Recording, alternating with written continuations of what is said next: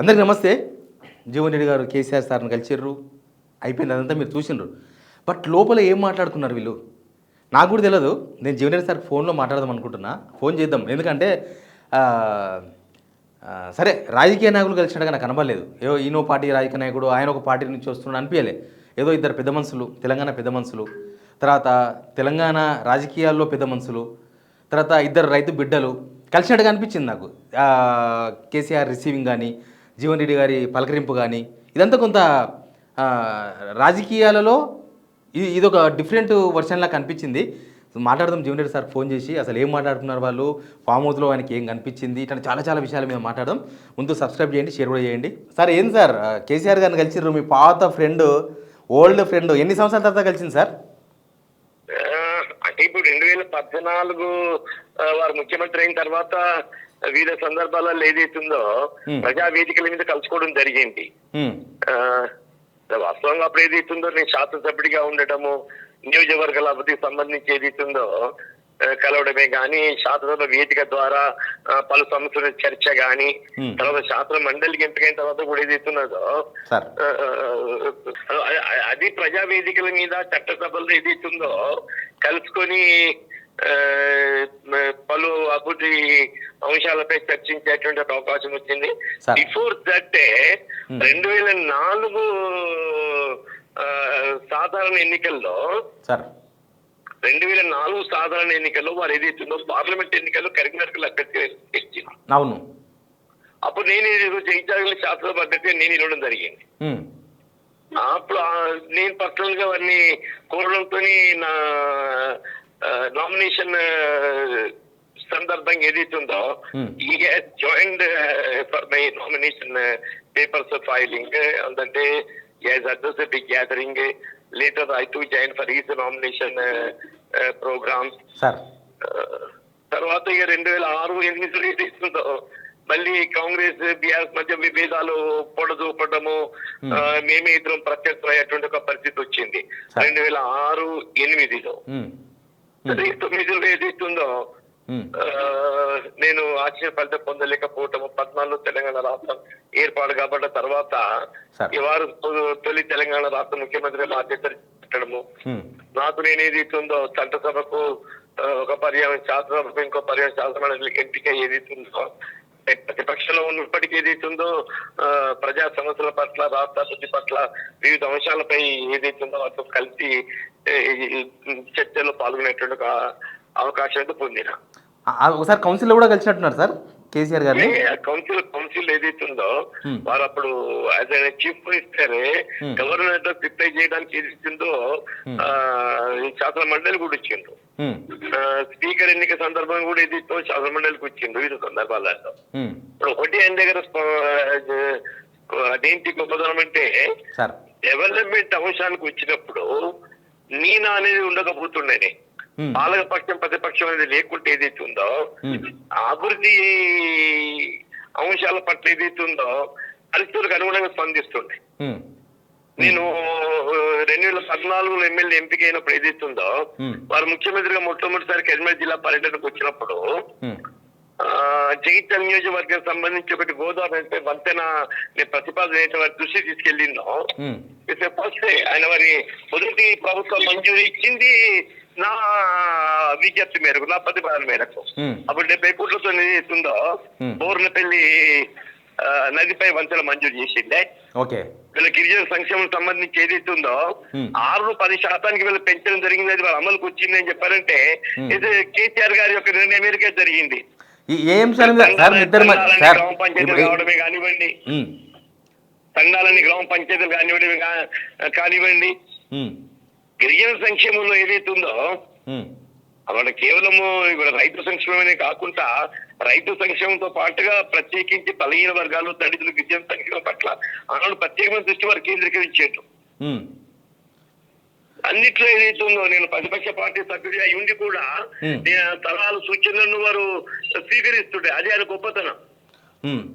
నేను ప్రతిపక్ష పార్టీ సభ్యుడిని అయినప్పటికీ కూడా ఏదైతుందో నేను నిర్మాణాత్మకంగా ఏ సలహాలు సూచనలు చేసినా కానీ he use to receive it. Sir మీరు కలిసినప్పుడు చాలా హ్యాపీ మూమెంట్ కనిపించింది, అంటే మీ ముఖంలో ఒక కొత్త వెలుగు కనిపించింది. కేసీఆర్ గారు కూడా చాలా హ్యాపీగా ఫీల్ అయినట్టు కనిపించింది, వీడియోలు ఫొటోస్ అని బయటకు వచ్చినాయి. ఏం సార్ చూడంగానే ఏమన్నారు కేసీఆర్ గారు, ఏమన్నారు, మీరేమన్నారు? ఇప్పుడు this is long awaited joining, okay long awaited sir. అంటే వాస్తవంగా తెలంగాణ రాష్ట్ర ఏర్పాటు ఉద్యమ సమయంలోనే వారితో కలిసి ప్రయాణం చేయాలని చెప్పని భావించడం జరిగింది. ఓకే. అప్పుడు ఏదైతే రాజకీయంగా కాంగ్రెస్ పార్టీకి కట్టుబడి ఉన్నటువంటి ఒక కార్యకర్తగా వారితో కలిసి ప్రయాణం చేయలేకపోయినా. ఎట్లా ఉన్నారు సార్? తదుపరి ఏదైతుందో వివిధ సందర్భాల్లో కలిసి ప్రయాణం చేయాలని చెప్పి భావించినా కానీ బికాస్ ఆఫ్ ది పొలిటికల్ భిన్న రాజకీయ పార్టీలలో ప్రాతినిధ్యం వహించి చూడడంతో కలిసి ప్రయాణం చేయలేకపోయాం. ఓకే. వాళ్ళు వీఆర్ టుగెదర్ ఇన్ 83 to 84. అప్పుడు తెలుగుదేశం పార్టీ ఆరంభంలో ఏదైతుందో నేను 83 ఎన్నికల్లో గెలిచి మంత్రిని అయినా. ఈ ఫస్ట్ ఎలక్షన్ ఈ లాస్ట్. అవును, సిద్దిపేట 85, 83. ఇద్దరం కలిసి సన్నిహితంగా ఉండేవాళ్ళు, బాగా సన్నిహితంగా ఉండేవాళ్ళం. తర్వాత అంతా ఎప్పుడు కూడా ఈ సిరిసిల్ల జగిత్యాల ఇదంతా వేరు ప్రాంతం అన్నట్టు ఉండకపోతుంటే. ఏమన్నారు సార్ మిమ్మల్ని చూడంగానే? సార్ మిమ్మల్ని ప్రత్యక్షంగా ఆయన ఇంట్లో, ఆయన ఫామ్ హౌస్లో మేము చూడంగానే ఏమన్నారు కేసీఆర్ గారు? కలిసి ప్రయాణం చేయడం ముందుగా సంతోషం అని చెప్పని వెల్కమ్ చేసి సార్ ఇలా రాష్ట్ర హితం కొరకు, ప్రజా హితం కొరకు ఏదైతుందో వాళ్ళ ముందుకు వస్తున్నందుకు సాధారణంగా ఆహ్వానించేందుకు కలిసి ప్రయాణం చేద్దామని చెప్పని. ఎవరి లక్ష్యమైన ఏదైతుందో రాష్ట్ర పురోభివృద్ధి ప్రధానం. మరి ఒకటే మాట అన్నారు, ఎవరి లక్ష్యమైనా రాష్ట్ర పురోభివృద్ధి ప్రధానం. ఆ రాష్ట్ర పురోభివృద్ధి కొరకు ఏదైతుందో కలిసి ప్రయాణం చేసేటువంటి కలిసి ప్రయాణం చేయడం ముందుకు వస్తున్నందుకు ఏదైతుందో వాళ్ళు స్వాగతించు. ఏమన్నారు సార్ మిమ్మల్ని అన్న అంటారా కేసీఆర్ గారు? మీరు ఆయన ఏమంటారు, ఆయన మిమ్మల్ని ఏమంటారు? నన్నే అన్న అంటాడు, ఆయన సార్ అంటారు. Okay okay okay. వయసులో నేను పెద్దోని కదండి. అవును, మీరు వయసులో పెద్దలు, 76 years, ఆయన 72. ఆయన 72 క్రాస్ అయిపోయి వయసులో నేనే పెద్దోని.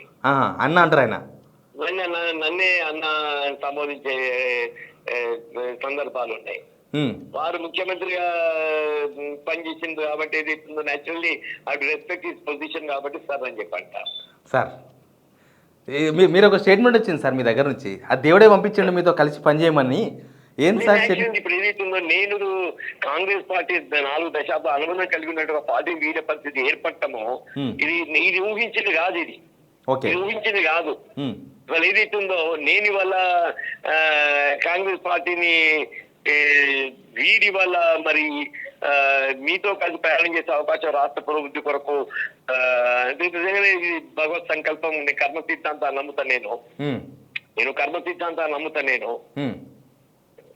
అదే అన్న కరెక్ట్. అది ఇప్పుడు ఏం సార్ సభ మొత్తం వేదిక దొరికిందా జగిత్యాల? చూసినట్టున్నారు ప్లేస్ ఆల్రెడీ ఫైన్ లేదు. ఒక 2 వేదికలు చూసాం. ఒకటేమో సెంట్రల్లీ లొకేటెడ్ కాలేజ్ గ్రౌండ్ ఉంది, స్పోర్ట్స్ కౌన్సిల్, అది సెంట్రల్లీ లొకేటెడ్.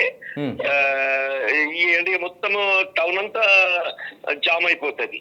ఓకే. ఇంకొకటి పక్కనే అడ్జాయినింగ్ ది జగిత్యాల టౌన్ కూడా చూసినాము. ఏదైనా లక్షకు తగ్గకుండా జన గ్యాదరింగ్ ఉంటుంది. ఏదైనా లక్షకు తగ్గకుండా జనసంఖ్య ఉంటుంది. ఒకటి ఏంటంటే వచ్చేటువంటి వారికి ఇబ్బందులు కలగకుండా చూడడమే ప్రధానం. కేసీఆర్ గారు వస్తున్నారా సార్? KCR is respected. ఏమంటారు సార్ మీ కార్యకర్తలు? ఎందుకంటే మొన్నదాకా పార్టీలు వేరు, బట్ ఇప్పుడు కేసీఆర్ కలిసి డిసైడ్ అయిపోయింది, ఓపెన్ అయిపోయింది, మీరు బీఆర్ఎస్ ఏరుతున్నారు సభ అన్ని.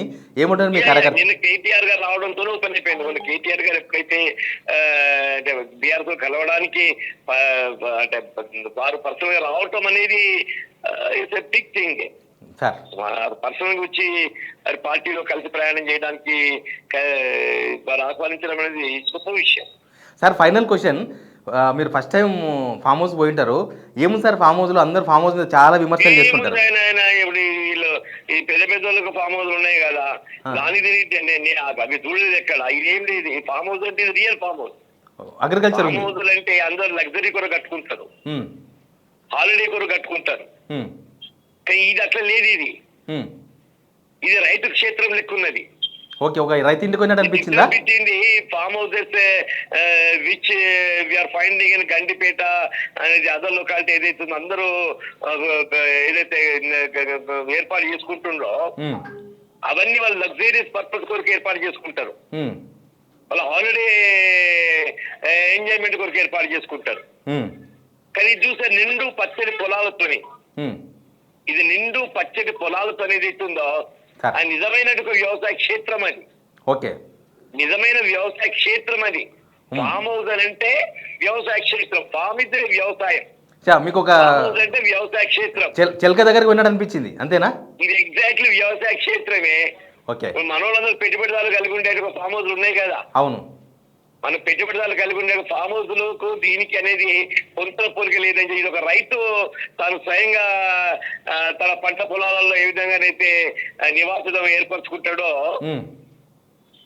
సేమ్ అట్లే ఒక రైతు వ్యవసాయ క్షేత్రంలా కనిపించింది ఏర్పరచుకుంటాడో కేసీఆర్ గారు ఏదైతున్నదో ఆయన పంట పొలాలలో నివాసితాన్ని ఏర్పాటు చేసుకొని అనునిత్యం పంటలు పరిశీలించే విధంగా అక్కడ గడుపుతున్నట్టు అనిపించింది.